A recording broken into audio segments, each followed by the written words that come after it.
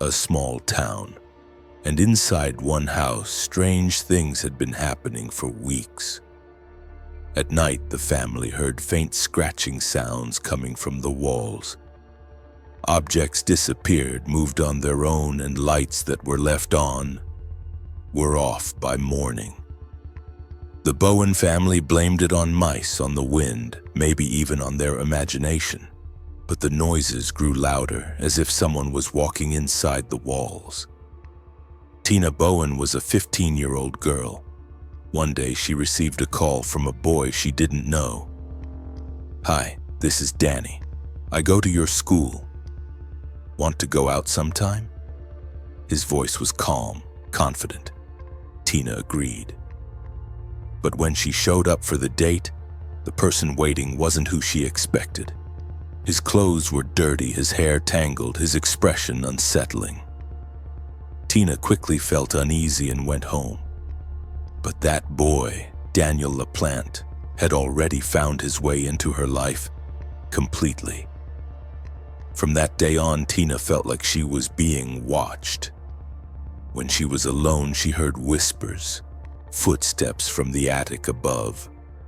One morning, the family noticed that photos in their frames had been moved. Food was missing, as if someone had been rummaging through the kitchen at night. One night, Tina heard scratching coming from her closet. Her father, Frank Bowen, opened the door and came face to face with a nightmare.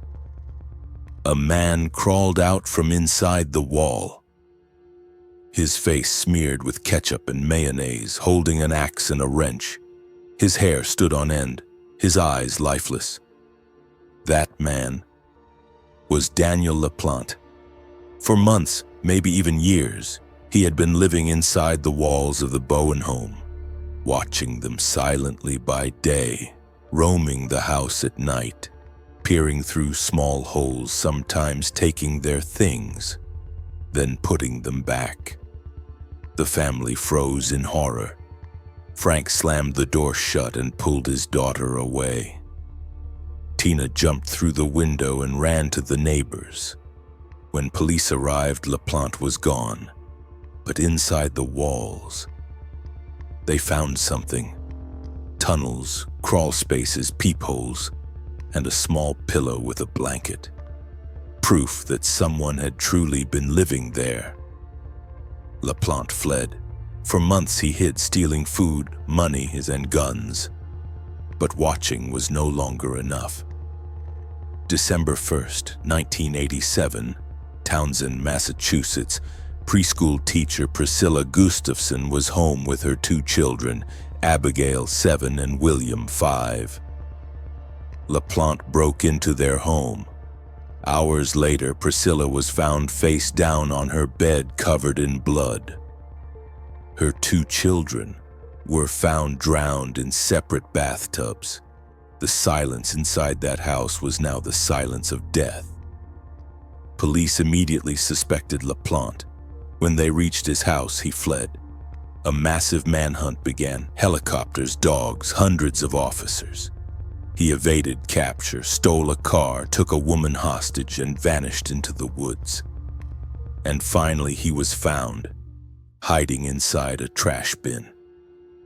At his 1988 trial, one thing caught everyone's attention. Daniel LaPlante showed no remorse, no emotion. He never once looked at the victims' families, just a cold, empty face. He was sentenced to 3 consecutive life terms. Years later, in 2017, he returned to court claiming, "I've changed. I was young. I made mistakes." But the psychological report was clear. No sign of remorse. The judge repeated his sentence. 3 life terms, without the possibility of parole. Today, Daniel LaPlante remains behind bars. But his story has become a warning across America. Some monsters don't break down your door. They crawl through your walls.